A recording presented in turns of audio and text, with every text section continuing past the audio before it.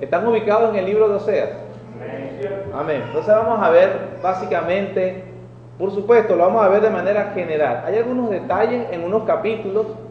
Mi esfuerzo va a ser en tratar de cubrirlo todo el libro, son 15 capítulos, no de manera expositiva, como versículo por versículo. Vamos a ver las partes del libro y cuál era su mensaje general, para que luego nosotros lo estudiemos de una manera particular. Entonces, el mensaje del libro de Oseas, o el mensaje que Oseas escribió precisamente para el reinado del norte, se divide en 5 partes. Es muy importante entender esta división del libro de Oseas. La primera parte corresponde desde el capítulo 1, versículo 2, hasta el capítulo 3, versículo 3. Esa es la primera parte del libro de Oseas. ¿En qué consiste esta parte? Trata sobre la triste experiencia de Oseas con su esposa Gomer y lo que Dios le enseñó a él y a Israel a través de este suceso.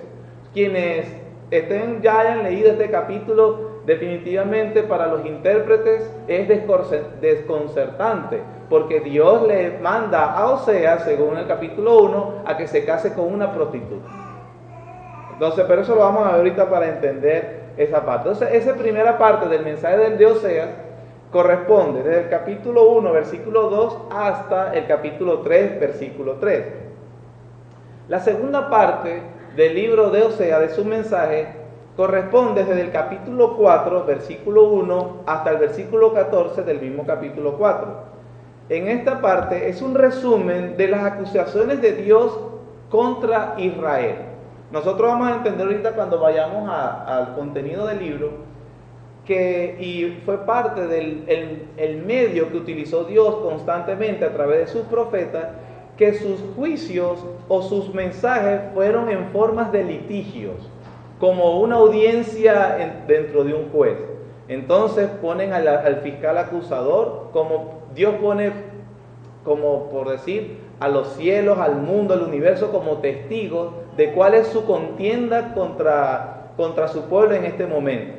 Entonces él hace como una escena, Dios utiliza Oseas para que forme una escena donde hay un juez, unos acusadores y unos defensores, y que decidan sobre, mira lo que está pasando, estos son los argumentos que yo tengo contra ti, y empieza.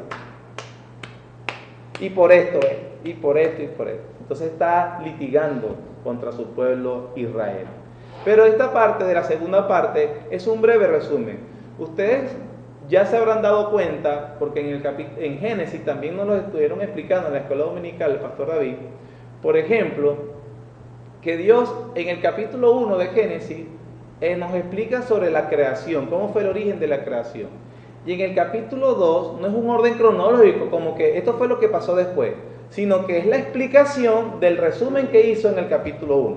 ¿Sí se recuerda que le han explicado esos datos acerca de los escritores hebreos? En Oseas pasa precisamente lo mismo. En este capítulo 4 hay un resumen del litigio que hace Dios a través de Oseas con el pueblo de Israel, y en la tercera parte hay un intermedio. Por ejemplo, del capítulo 4, versículo 15 hasta el versículo 19, es un mensaje corto personal a Judá.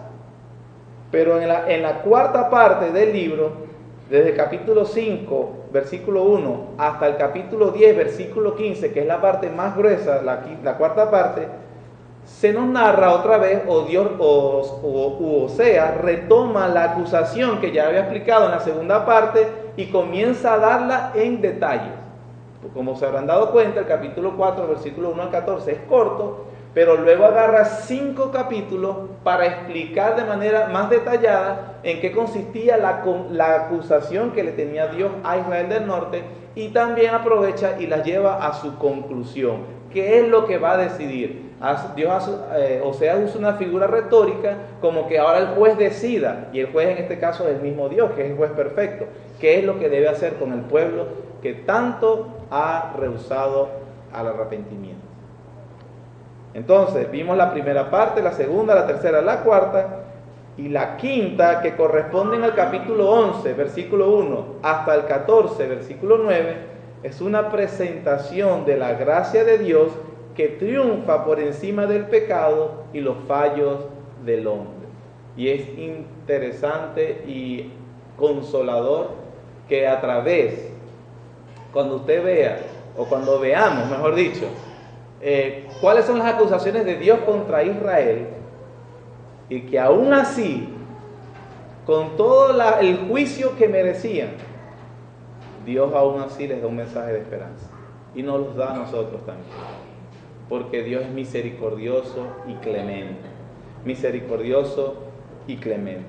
Entonces, vamos a ir viendo la primera parte, la experiencia de Oseas con Gomer. Vamos a leer el capítulo 1. Voy a encender aquí porque la lectura, para poderme ayudar, porque no ve, sin luz no veo bien. Versículo 1. Palabra de Jehová que vino a Oseas, hijo de Beri, en días de Usías, Jotán, Acaz y Ezequías, reyes de Judá. Esos fueron los reyes posteriores que se dieron en el sur. Pero de Jeroboam, hijo de Joás, rey de Israel. ¿Se recuerdan que en la última escuela dominical estuvimos explicando de Jeroboam 2? Este Jeroboam es Jeroboam 2. La condición de Israel en este punto, como lo vimos en aquel momento, era que estaba prosperando económicamente. Inclusive se dice que tan igual o mejor como en el reinado de Salomón. Había opulencia y tenían una vida ostentosa. Eso lo va a ver de manera más clara cuando veamos Amós, que es la misma época. Pero al mismo tiempo que estaban viviendo esta vida ostentosa y próspera, estaban viviendo espiritualmente las cosas más, su etapa más baja en pecado. Entonces, en ese mismo contexto que ya hemos estado hablando, otra cosa también es que nosotros hemos estado diciendo sobre los pecados del reino del norte, los pecados del reino del sur, y hasta el momento pareciera que hay impunidad, y como Dios permitiendo que todo suceda, y entonces nadie va a hacer nada por eso. Aquí entonces empezamos a ver la revelación de Dios diciendo qué es lo que Él hizo para que precisamente el pueblo parara ese camino que había elegido, y qué fue lo que sucedió después por no escucharlo. Entonces vemos la experiencia, la primera parte de Oseas con Gomer.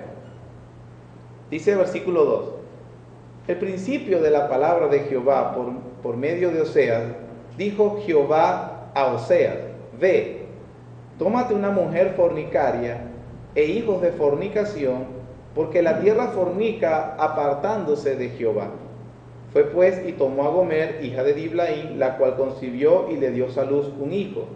Y le dijo Jehová: ponle por nombre Jezreel.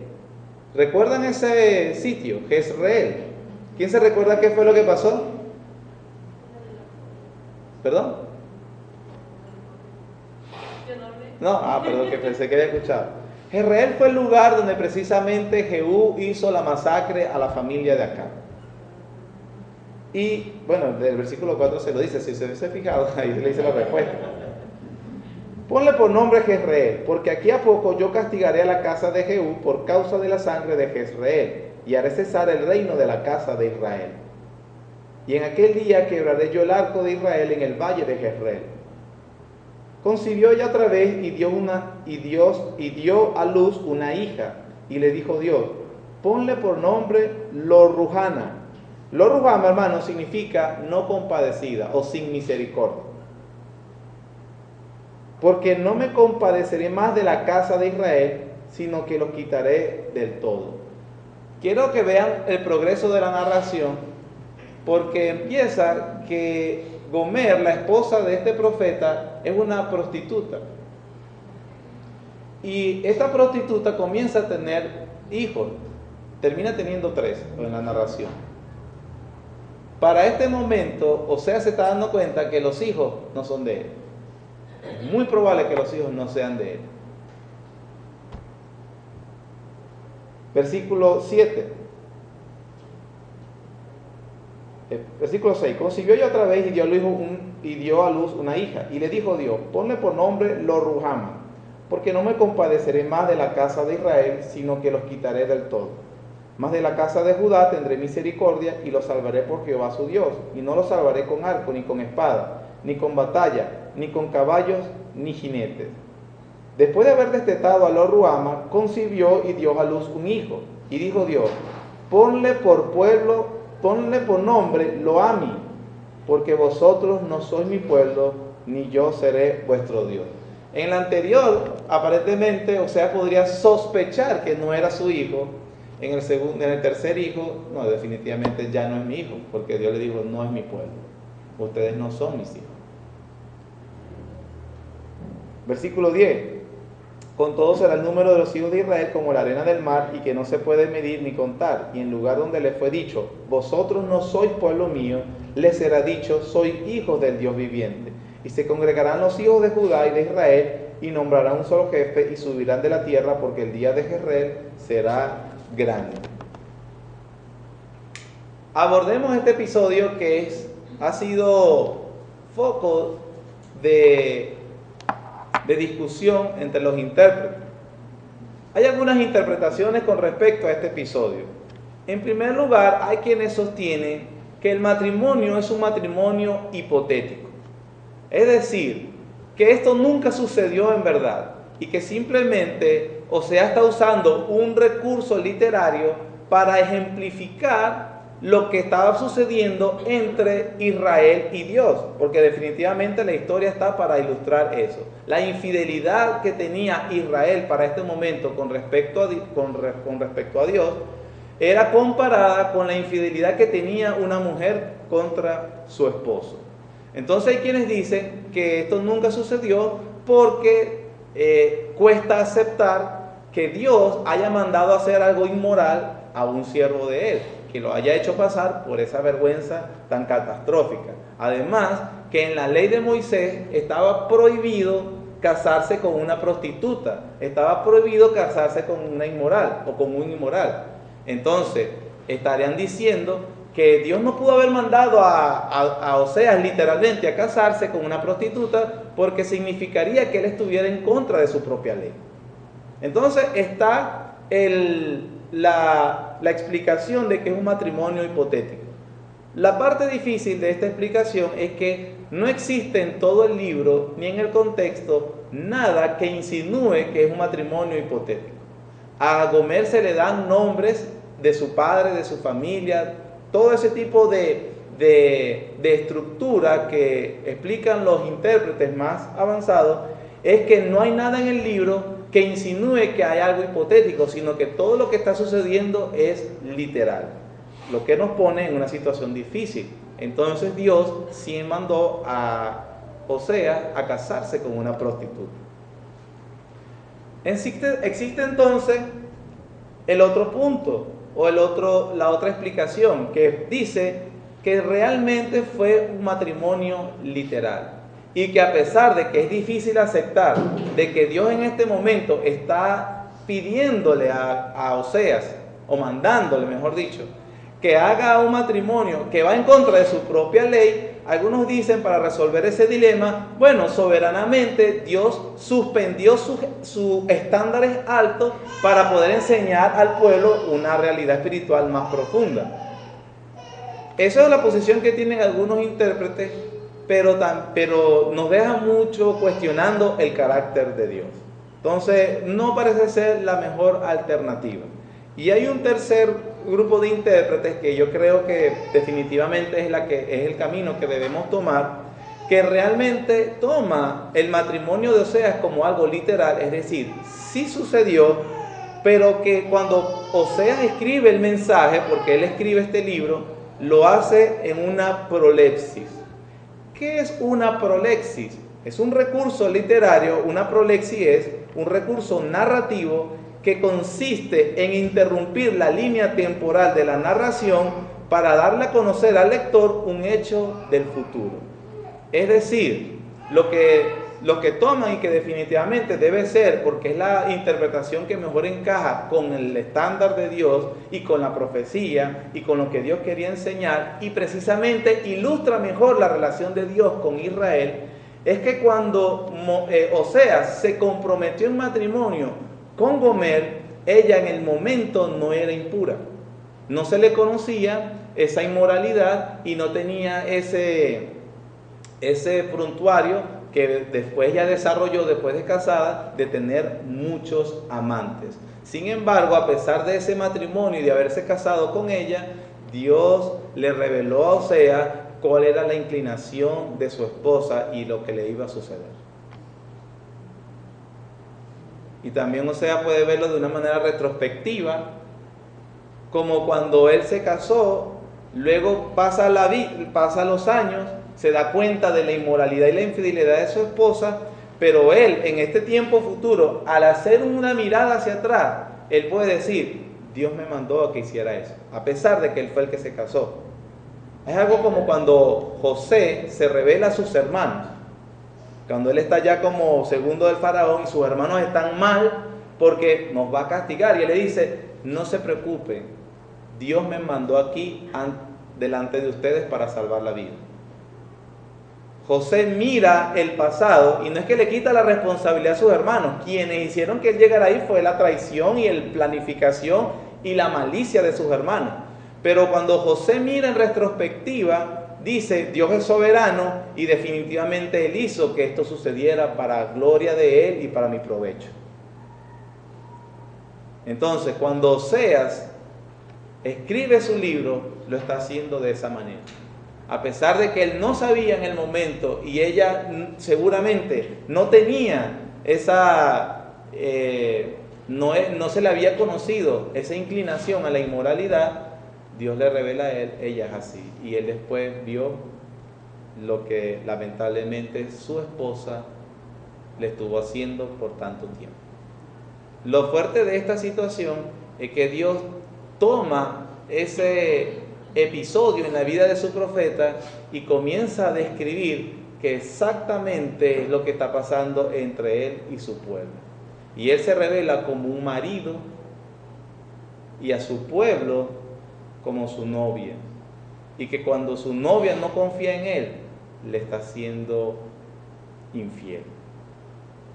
Y es tan abominable como cuando una mujer le es infiel a su esposo. Igual como cuando un hombre le es infiel a su esposa. Pero en este caso está hablando de la infidelidad de Gomer. ¿Estamos claros hasta aquí, hermanos? Entonces tenemos que verla como una prolepsis. Los hijos de Gomer. Jezreel, que fue el primer nombre que le colocó, recordaban la matanza de Jehú, de los hijos de Acab, de los 70 hijos de Acab. Esto es interesante porque si usted lee Segunda de Reyes capítulo 14 en adelante, esa matanza de los 70 hijos significa que eran niños y él los exterminó, parte del castigo sobre Acab. Pero recuerden cuando vimos esa vida que Jehú se ufanó de que lo hacía para la gloria de Dios y era mentira. Él igual siguió adorando a ídolos, siguió en el pecado de Jeroboam, el primer Jeroboam que instaló una adoración alternativa a la adoración que Dios había establecido. O sea, lo que revela es que él lo que lo hizo fue porque era un resentido social, un resentido contra la familia de Acab, y se vengó completamente. Dios dijo que iba a castigar eso también. Nuevamente la soberanía de Dios y la responsabilidad del hombre. Por un lado, Dios quería castigar a la familia de Acab por todos los delitos e inmundicias que habían hecho. Nosotros lo vimos con Jezabel. Por otro lado, Jehú estaba ejecutando esa venganza de Dios. Pero por el otro lado, Dios hace responsable a Jehú porque no lo hizo correctamente. Soberanía y responsabilidad humana, las dos caras de una misma moneda. El segundo hijo que le nace es Lo-Ruama, que significa no compadecida, sin misericordia, es el juicio de Dios sobre su pueblo que no le ha correspondido. Y Lo-Ami es cuando definitivamente le dice, es que no sois mi pueblo. Ya, o sea, está entendido de que ese hijo seguramente no es de él. El mensaje de Oseas, a partir del capítulo 2, versículos 2 al 6, es un juicio. Miren cómo empieza el capítulo 2, versículo 2. Contended con vuestra madre. Es como hablando Oseas a sus hijos. Es lo que dice Dios hacia el pueblo de Israel con respecto a su gobierno. Contended con vuestra madre, contended porque ella no es mi mujer, ni yo su marido. Aparte pues sus fornicaciones de su rostro y sus adulterios de entre sus pechos. La frase contender se refiere a un proceso legal, a un litigio. Esa es la razón por la cual estaba diciendo de que pone la imagen de un juicio y que está el fiscal acusador contra los acusados en el banquillo, que en este caso es el pueblo de Dios. Dios los castiga, dice el capítulo 2, versículos 8 al 13. Y ella no reconoció que yo le daba el trigo, el vino y el aceite, y que le multipliqué la plata y el oro que ofrecían a Baal. Se recuerda que en el contexto que socialmente Israel estaba viviendo una bonanza que no había vivido antes, y estaban de alguna manera viviendo una vida ostentosa. Todo eso, dice Dios, yo se lo di, yo le produje la riqueza. Y sin embargo, dice la Biblia, cuando tú lees la secuencia de los reyes del norte, cada uno era adoradores de Baal. Nunca agradeció a Dios verdaderamente. Versículo 9. Por tanto, yo volveré y tomaré mi trigo a su tiempo y mi vino a su sazón, y quitaré su lana y mi lino que había dado para cubrir su desnudez. Hasta versículo 13. Ahora descubriré yo su locura delante de los ojos de sus amantes, y nadie la librará de mi mano. Haré cesar todo su gozo, su fiesta, sus nuevas lunas y sus días de reposo, y todas sus festividades. Estas nombres de estas festividades es interesante porque eran festividades establecidas en la ley de Dios. ¿Qué significa eso? Que ellos supuestamente estaban adorando a Dios también, pero era toda una religión hipócrita. Hacían lo que había mandado la ley, pero todo era hipócrita. Ellos realmente en su corazón adoraban a Baal, en su corazón y eternamente. Porque lo que estaba sucediendo aquí era que ellos se creían que ellos podían tener dos religiones o dos señores, y que mientras hacíamos lo que dice la ley de Dios, no importa lo demás que hagamos, ya no estamos haciendo lo que es correcto. Hermano, a Dios no le agrada la religión hipócrita. A Dios no le agrada la inconsistencia. La inconsistencia es que yo digo algo y mis acciones demuestran otra cosa. Israel aparentemente hacía lo correcto, guardaba hasta el día de reposo. Dios debe estar agradado. Yo hago lo que es correcto, yo voy a la iglesia. Y Dios dijo, yo le voy a hacer derribar todo eso. Versículo 12. Haré talar sus vides y sus higueras, de los cuales dijo, mis salarios son salarios que me han dado mis amantes. Las reduciré a un matorral y las comerán las bestias del campo. La castigaré por los días en que incensaba a los Baales y se adornaba de sus zarcillos y de sus joyeles, y se iba tras sus amantes y se olvidaba de mí, dice Jehová. El propósito de este castigo que Dios acaba de pronunciar hacia el pueblo era precisamente para provocar el arrepentimiento. El castigo que le dio Dios, el castigo que le da Dios, la disciplina que le da Dios a su pueblo, a sus hijos, no tienen como propósito hacer sufrir a la persona ni a su hijo. Tiene como propósito producir el fruto de justicia del arrepentimiento. Versículos 14 al 20. Pero he aquí que yo la traeré y la llevaré al desierto y hablaré a su corazón. Le daré sus viñas desde allí y el valle de Acor por puerta de esperanza. Allí cantará como en los tiempos de su juventud y como el día de su subida de la tierra de Egipto. En aquel tiempo, dice Jehová, me llamará Ishi y nunca más me llamará Baali. Es un juego de palabras porque Baali era una terminología semítica que significa Señor exaltado. Pero había también entonces una confusión. Ellos ven que nosotros adoramos al Señor exaltado, es el mismo Dios, sincretismo religioso, y era Baal. Y Dios dice, es que no quiero ni que me llames igual. Me llamarás Ishi, que es mi marido, mi esposo.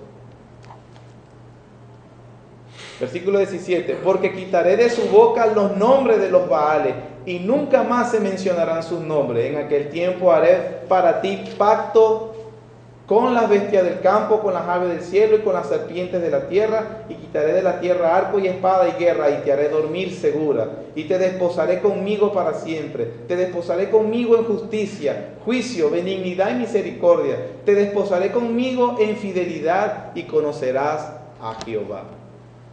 Aquí vemos entonces que esa prosperidad que tuvo, ella se lo agradecía a otras cosas que no era Dios, a otros dioses. Dios la trata como un amante, la castiga precisamente por eso, le dice todo lo que le va a hacer, y en esa parte del 14 al 20 explica: todo eso lo estoy haciendo para que ella me conozca al final, para que haya arrepentimiento genuino, para que renueve el pacto. Porque la relación de Dios con Israel era a través de un pacto. La relación matrimonial entre Oseas y Gomer era un pacto. El adulterio violó el pacto. El adulterio espiritual de Israel violó el pacto con Dios. Y Dios dice: yo voy a renovar el pacto, pero te voy a castigar primero.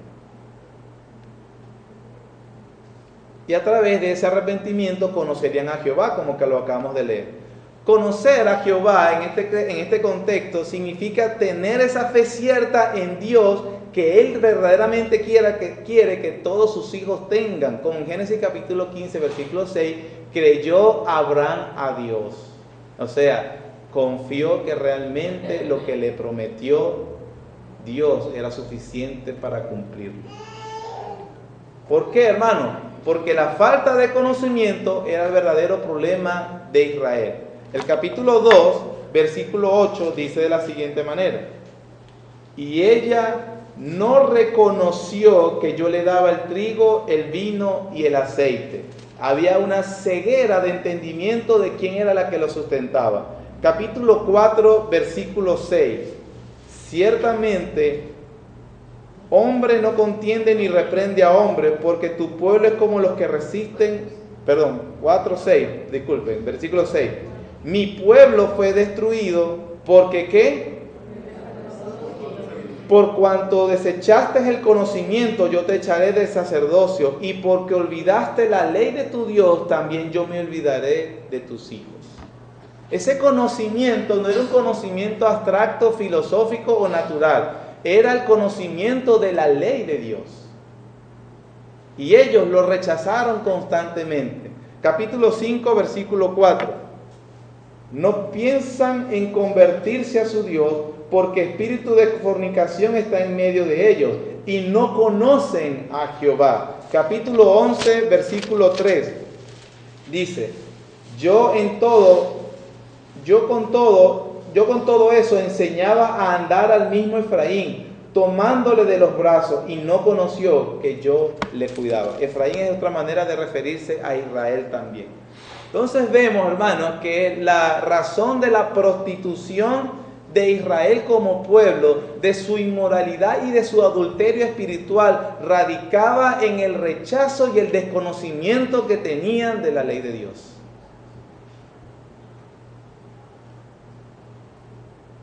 ¿Conoces la ley de Dios? ¿Conoces la palabra de Dios? Esa es la única manera de conocerlo. No conocerlo es caer constantemente en la inmoralidad espiritual, en el adulterio. Y ya Dios nos está revelando cómo reacciona Él ante eso. Vamos a ir más rápido porque ya el tiempo se fue y quisiera cubrir toda esta parte. La primera parte culmina con el capítulo 3. Dios ayudando a Oseas a aplicar las lecciones que ha aprendido del actuar de Dios con Israel. Eso no lo vamos a leer. Es el capítulo 3, que es sumamente corto, hablándole Dios a Oseas y dice: ama a esa mujer. En aquel momento le había dicho: cásate, y ya descubrió que es una adúltera y que los hijos que tienen probablemente son hijos ilegítimos. Pero después de todo ese proceso, y que Oseas puede ejecutar el divorcio, inclusive mandar a matarla, porque eso es lo que decía la ley de Israel, Dios le dice: ámala, porque yo he amado a mi pueblo también. En cierto sentido uno dice: oye, pero qué fuerte que Dios permitió a Oseas que pasase por ese momento tan desagradable. Pero hermano, el Dios todopoderoso y soberano que permitió eso en Oseas, se le puso a un lado y le dijo: yo estoy sufriendo contigo.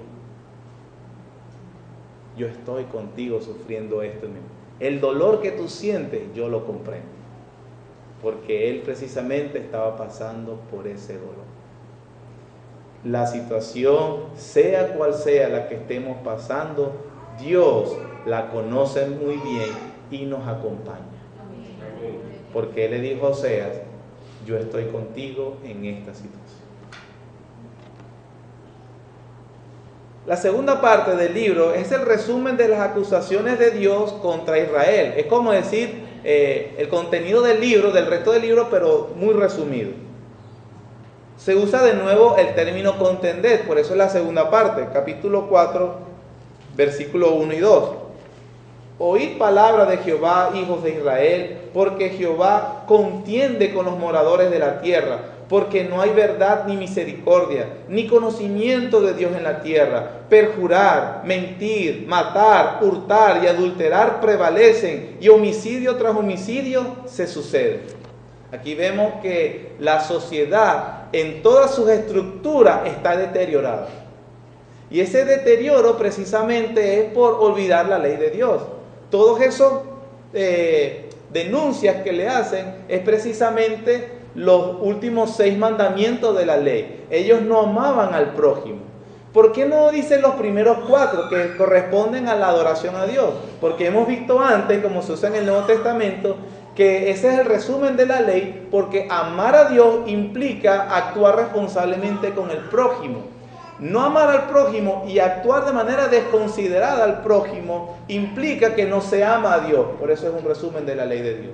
Y dice: ustedes están en una condición de inmoralidad y adulterio porque abandonaron la ley de Dios. Esto es una situación que es difícil imaginándolas como venezolanos, ¿verdad? Perjurar, matar. Creo que hay gente atrás, afuera, que quiere entrar. Si quieres le puedes decir que puede pasar adelante. Sí. Sí, se asomaron. Perjurar, mentir, matar, hurtar y adulterar prevalecen, y homicidio tras homicidio se sucede. Los príncipes y profetas y sacerdotes no eran mejores. El capítulo 4 continúa diciendo que habían profetas y habían sacerdotes que precisamente apoyaban ese tipo de injusticia. O sea, las autoridades civiles, las autoridades religiosas, todo estaba contaminado. Rechazaban la justicia de la ley, capítulo 4, versículo 6, como mi pueblo fue destruido porque le faltó conocimiento, porque no atendió a la ley de Dios. Y eso definitivamente haría que les caería el juicio. Esto está desde el versículo 9 hasta el versículo 10. Como en la cuarta parte es nuevamente, esta historia vamos a pasarlo para seguir. No solo han rechazado la voluntad de Dios, sino que son tan pecadores que ni siquiera se dan cuenta de la difícil situación. Ellos estaban tan embriagados y tan borrachos por el pecado y tan lejos de Dios, que en el versículo 11 al 14 Dios les explica y él dice, y ellos no se percatan. Ellos siguen diciendo que las cosas están, no, que estamos bien, no hay problema. Versículo 11 al 14 del capítulo 4. Fornicación, vino y mosto quitan el juicio. Mi pueblo a su ídolo de madera pregunta y el leño le responde. Es una burla. Ellos le hablan a las piedras y ellos dicen que las piedras le contestan. La madera. Porque espíritu de fornicaciones lo hizo errar. Dejaron a su Dios para fornicar.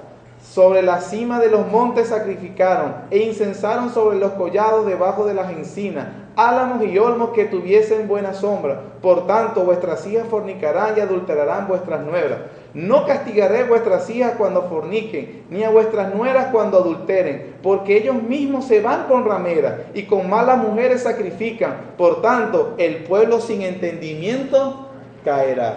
Era una situación que básicamente ellos veían a los demás y querían juzgar a los demás. No, es que tú eres igual. Tú eres exactamente igual de perverso. No los voy a castigar. Los voy a dejar en la ignorancia porque el juicio va a venir luego. Así vemos entonces, hermanos, la situación terrible que está pasando en Israel en este momento. La tercera parte del libro es una nota de consejo. En el lugar que Oseas inserta un breve intermedio, un mensaje personal a Judá. Si ustedes recuerdan que está gobernando Jeroboam II, en el sur comienza a gobernar Joás, aquel niño que cuando Atalía estaba destruyendo a la descendencia de David, fue escondido por un año y que luego el sacerdote Joiada lo sacó al rey, y este muchacho, cuando tuvo la influencia de este sacerdote, gobernó bien, llevó al pueblo a la piedad. ¿Se recuerdan? Precisamente, viendo al sur, Dios hace a través de Osea una advertencia a Judá, que venía bien, y les dice: no sean como Israel, porque también voy a juzgarlo a ustedes. Eso es lo que pasa en la tercera parte del libro, que corresponde al versículo 15 al 19. Cuarta parte, la acusación llevada a su conclusión. Y esta es la parte, el cuerpo del mensaje del libro de Osea, que está desde el capítulo 5, versículo 1, hasta el capítulo 10, versículo 15. Por supuesto, no vamos a leer cada versículo, solo algunas secciones para ir concluyendo. Por su hundimiento en el pecado, Israel no podía arrepentirse. Dios le dice: Efraín, hablando de Israel, es dado a los ídolos, déjalo. Es incapaz de venir. Hermano, las personas que no tienen a Dios están muertos espiritualmente. Es la persona que dice: yo quisiera ir a la iglesia, pero no sé, a veces me quedo dormido. Yo quisiera esforzarme a obedecer a Dios, pero yo nunca puedo. No pueden arrepentirse, están muertos. Perdieron toda sensibilidad, muertos espiritualmente. No pueden escuchar la voz de Dios. No escuchan, su conciencia no les recrimina que están haciendo mal. Su conciencia no les advierte sobre el hundimiento que tienen sobre el pecado. El castigo entonces será inevitable, según versículos 8 al 13 del capítulo 5. Esto prepara el terreno para el llamado al arrepentimiento. O sea, le está describiendo a Israel su situación. Y aún así, Dios le hace que los llame al arrepentimiento. Capítulo 6, versículos 1 al 3. Dice: venid y volvamos a Jehová, porque Él arrebató y nos curará, hirió y nos vendará. Nos dará vida después de 2 días. En el tercer día nos resucitará. Y viviremos delante de Él, y conoceremos y proseguiremos en conocer a Jehová. Como el alba está dispuesta a su salida, y vendrá a nosotros como la lluvia tardía y temprana de la tierra. ¿Se dieron cuenta la alusión a la resurrección del Señor Jesucristo? Como un profeta ya estaba anunciando la resurrección al tercer día de Él. Igual que Jonás también había anunciado los sufrimientos, los dolores de Cristo y su resurrección.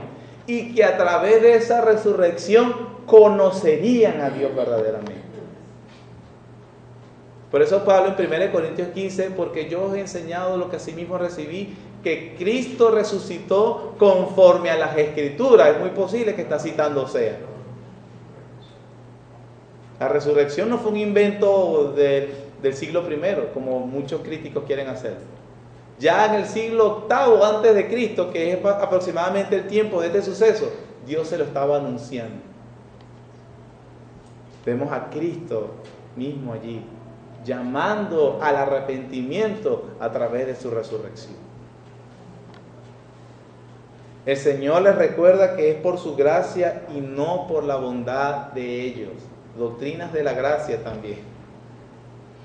Porque Él les dice en el capítulo 6, versículos 4 al 11: ¿qué haré a ti, Efraín? ¿Qué haré a ti, oh Judá? La piedad vuestra es como nube de la mañana y como el rocío de la madrugada que se desvanece. Es decir, los llamaba al arrepentimiento, y no era porque ellos eran bondadosos, porque les dice: esta es como la neblina, rápido se va. Piadosos no son. Porque te ganaste el favor de Dios, no es que te lo da. Su misericordia es un acto de gracia, condescendiente y misericordioso. El mensaje es fuerte, ¿verdad? Pero es el mensaje de la palabra de Dios. En el capítulo 7, Osea utiliza una serie de imágenes gráficas para describir la insensatez de Israel para apartarse de Dios. La compara a una paloma incauta. Dice, Israel es como una paloma incauta que va directo hacia la presa. Es como un horno que se deja encendido toda la noche. Está caliente, pero de la lujuria y de la maldad. Los hace varias cosas para decirle, ustedes están definitivamente en el pozo cenagoso. El capítulo 7 concluye, el versículo 14 al 16, explicando que hubo un arrepentimiento falso. Porque a pesar de todas las cosas que le estaban sucediendo, había como ciertas reformas. ¿Se recuerdan que en clases anteriores hemos visto que ellos reformaban algunas cosas, mejoraban algunas cosas en su vida? Pero que ese arrepentimiento no era realmente profundo. Era simplemente cosmético. Es típico cuando a alguien le pasa algo malo que no es un arrepentimiento de Dios. ¿Qué sucede? La persona se lamenta de las consecuencias que sucedió. Le fui fiel a mi esposa, entonces mi esposa me va a abandonar, se quiere divorciar de mí. Pero yo estoy mal, pero no porque le fallé a Dios y a su ley. Estoy mal porque ella me va a abandonar. Pero si ella no me abandona, la cosa está mejor. Eso fue un cambio cosmético. Porque ya no puedo ver a mis hijos. Y yo quiero mucho a mis hijos. Tú estás lamentándote la consecuencia del pecado, pero tú no estás lamentando el pecado. Porque el pecado en primer lugar es una ofensa a Dios. Es una ofensa a Dios. El arrepentimiento verdadero se reconoce o se puede evidenciar cuando la persona, a pesar de que sus consecuencias no cambian, continúa al lado de Dios. Es decir, esa persona verdaderamente busca y se arrepiente a Dios, así su esposa no regrese, así sus hijos no se sanen, así esto no suceda, así no recupere el trabajo. La persona ha encontrado el tesoro más grande que puede tener, a Jesucristo.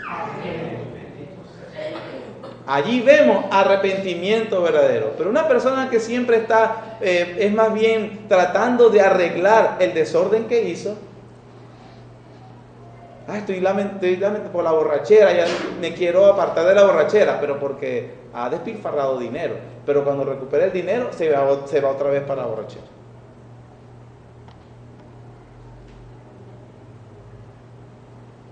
El capítulo 8, versículos 1 al 14, explica el juicio inminente sobre Israel. El final de la cuarta sección del libro es el capítulo 9, versículo 1. Hermanos, voy muy rápido. Voy muy rápido, vamos bien. Va en el hilo de lo que explica el libro de Oseas. Lo hago así de manera general para que te animes a leerlo. Vamos al trote. Vamos al trote, qué bueno.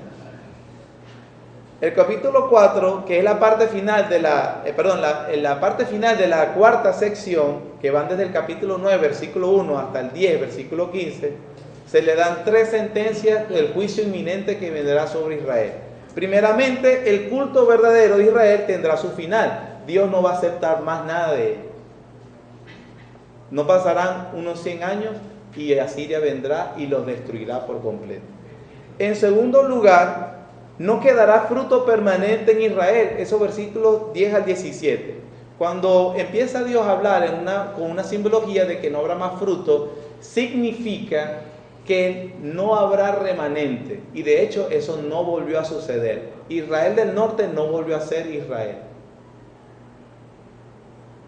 No iba a haber compasión por remanente. Nada. Todo se iba a acabar. Todos fueron dispersados hacia el reino, hacia Siria. Y en tercer lugar, su reino y por tanto su historia habían llegado a su final. Oseas le estaba anunciando: viene el juicio de Dios y ustedes nada que se arrepienten. Quinto y último parte del libro, con esto terminamos, que era lo que no quería olvidar. Es una presentación, está desde el capítulo 11, versículo 1 al capítulo 14, versículo 9. Es una presentación de la gracia de Dios que triunfa por encima del pecado y los fallos del hombre. Dios habla de su amor por el pueblo infiel. Hermanos, miren cómo dice el capítulo 11, versículos 1 al 4.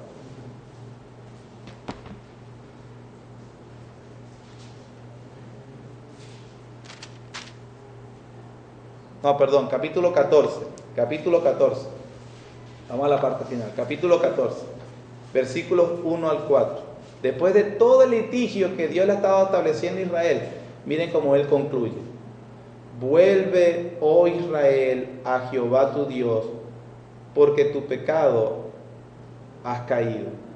Llevad con vosotros palabras de súplica y volved a Jehová y decidle, quita toda iniquidad y acepta el bien, y te ofreceremos la ofrenda de nuestros labios. No nos librará el asirio, no montaremos en caballo, ni nunca más diremos a la obra de nuestras manos, Dios es nuestro, porque en ti el huérfano alcanzará misericordia. Versículo 4. Yo sanaré su rebelión, los amaré de pura gracia, porque mi ira se apartó de él. A pesar de todos los anuncios de juicio que se dieron por los profetas y que realmente se iban a cumplir, hay algo aquí que tenemos que entender acerca de la soberanía de Dios y de la inmanencia de Dios. Los mensajes de los profetas, aunque eran ciertísimos, tenían el propósito de advertir al pueblo para que cambiara su rumbo y así su destino. Es decir, después de todo esto que le había dicho Dios a Israel, Él les dijo, si se vuelven, no les va a venir. Y yo los amaré de pura gracia. No se lo merecían. Pero si no vuelven, les va a venir lo que les acabo de decir. Y realmente no volvieron y les sucedió. Esto es muy importante para aquellos cristianos que enfatizan la doctrina de la soberanía de Dios, la sobreenfatizan. Y una de las cosas que lamentablemente las personas que se vuelven hacia la soberanía de Dios de una manera desmedida, lo primero que pierden es una vida de oración. ¿Por qué? Porque ellos entienden, Dios va a hacer lo que va a hacer y nadie va a impedir lo que va a hacer. Como le dijo Oseas a Israel, Dios te va a juzgar y te va a deportar, eso te va a pasar. Pero el propósito de eso era que ellos cambiaran el rumbo. Es decir, aunque era una seguridad, si ellos cambiaban, Dios no los castigaría. Nosotros podemos ver nuestro futuro, hermano. La Biblia dice que Él controla los acontecimientos diarios. Pero esa realidad no es para que nos volvamos pasivos o negligentes, sino para que cambiemos nuestro rumbo. Y Dios cambiará su rumbo. Con misericordia. Miren cómo termina Oseas el libro. Capítulo 14, versículo 9. ¿Quién es sabio para que entienda esto y prudente para que lo sepa? Porque los caminos de Jehová son rectos y los justos andarán por ellos, mas los rebeldes, ¿qué? Caerán en él. Es decir, a la final está el ofrecimiento de Dios. Es una pregunta retórica. ¿Quién entiende para que lo agarre, lo acepte, lo asimile? Arrepiéntete y Dios te va a bendecir. No te arrepientas, Dios te va a disciplinar duramente. Y esto fue lo que realmente después vimos en la historia de Israel. Una última cosa. En el Nuevo Testamento, Romanos capítulo 9, ¿se recuerdan? Cuando usted ve el libro de Oseas que comienza y él le dice, a tus dos hijas ponle una Loami, no misericordia, y a la otra le vas a poner no es hijo mío. Él después les da una nota de esperanza y les dice, donde fueron llamados no misericordia, sin misericordia, allí yo tendré misericordia. Y los que fueron llamados, que no son pueblo de Dios, serán llamados hijos de Dios.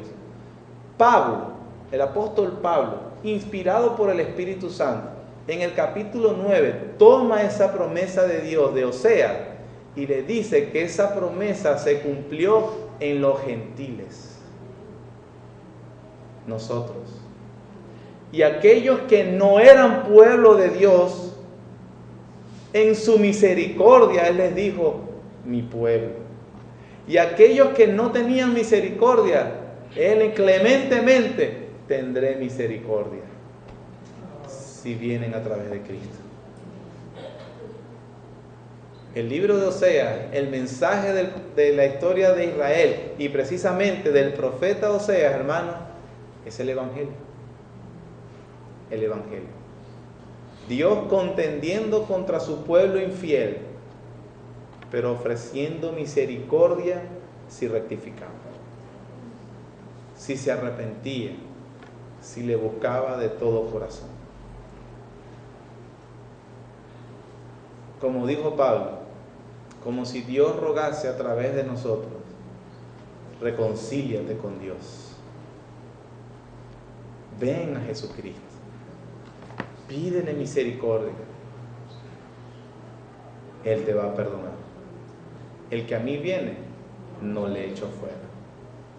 Pero tenemos que buscar el arrepentimiento. Amén. Pero hermano, entonces que pueda tener motivación para estudiar el libro de Oseas. Ya le di el parte general. Con el favor de Dios, el próximo domingo será Amós. Es el mismo episodio. Amén. Gracias, Señor, te damos por todo. De verdad, Padre, gracias por tu misericordia, tu bondad, clemencia, Señor, que has tenido con nosotros.